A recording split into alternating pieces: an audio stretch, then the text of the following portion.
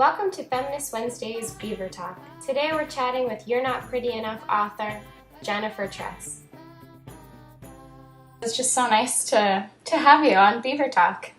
Thank you. It's a pleasure to be here. Has everything just been, such a whirlwind for you? How's how's the whole experience been and the movement and...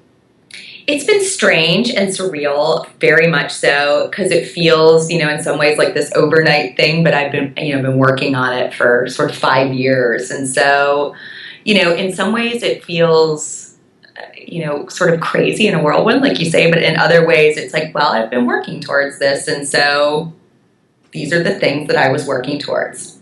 Oh, absolutely. Yeah. Well, I think, one of the wonderful things that I wasn't expecting when I read it is just your sense of humor is fantastic. And, I would put it in like the Mindy Kaling, like Chelsea Handler categories because your stories are just so wonderful and they're so open. Were you nervous about kind of sharing, so much personal detail? I mean, I can't imagine, opening up about some of the things that you did. And, girls in college have been saying, you're sort of like this good example. Like I've made some terrible choices and have sort of tarnished my reputation in the pursuit of getting guys to like me, and a lot of alcohol and things like that. And it helps me that you put your shitty choices on the page because it shows that you can grow out of them.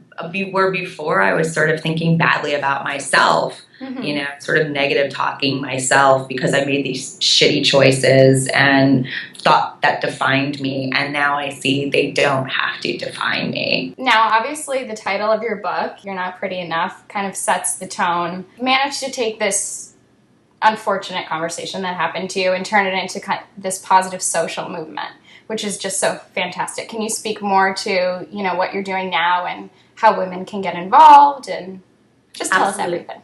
I sort of kick it off by saying I'm on a mission to build higher self-esteem because I think it's the key to everything, and I believe that. And my, analysis of this whole experience and project is that pretty is often the entree into self-esteem issues because it's like this the easiest and laziest way that we assess ourselves and others. Mm-hmm. And so that often becomes the process.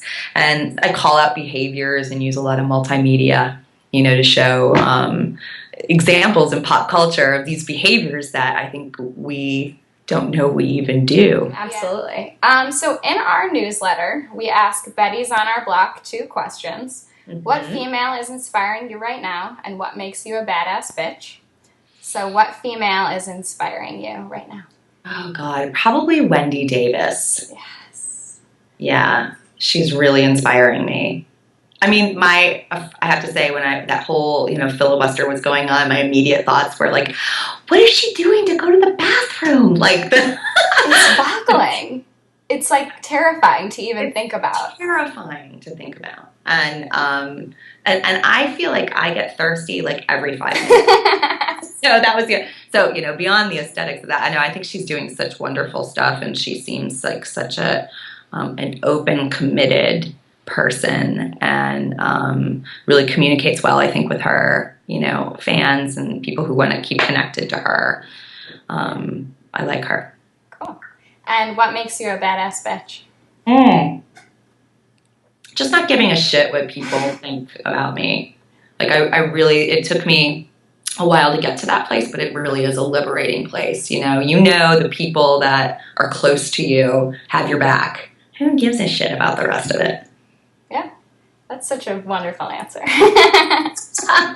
Perfect.